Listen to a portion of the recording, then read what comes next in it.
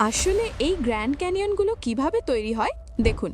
যখন এই লোকটি বালির একটি গর্তে সাবধানে জল ঢাললো, তখন বালি গরম হবার কারণে সেই জায়গার জল শুকিয়ে গিয়ে বালিটা শক্তভাবে জমাট বেঁধে গেল।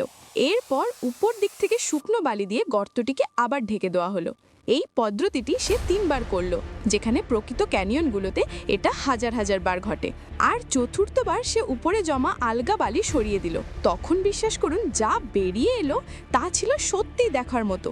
একেবারে প্রাকৃতিক পাথরের মতো একটি কাঠামো তৈরি হলো। কিন্তু মূল চমকটা এলো এর পরেই, যখন সে সেই পাথরের উপর জল ঢেলে দেখালো যে কিভাবে ন্যাচারাল ফ্লাডস এবং জলের ক্ষমতা বছরের পর বছর এই শিলাগুলিকে ক্ষয় করে গ্র্যান্ড ক্যানিয়ন তৈরি করে। সবশেষে যখন সেটিকে ভেঙে ফেললো, তখন ভেতর থেকে বেরিয়ে এলো ঠিক সেরকমই লেয়ারিং, যা আমরা এখন আসল ক্যানিয়নগুলোতে দেখতে পাই। অর্থাৎ লোকটি পুরো পৃথিবীর জিওলজি মাত্র 2 মিনিটে বুঝিয়ে দিল। আর প্রতিদিন এরকম ইনফরমেটিভ বিষয় জানতে এখনই সাবস্ক্রাইব করো বঙ্গবিজ্ঞানকে।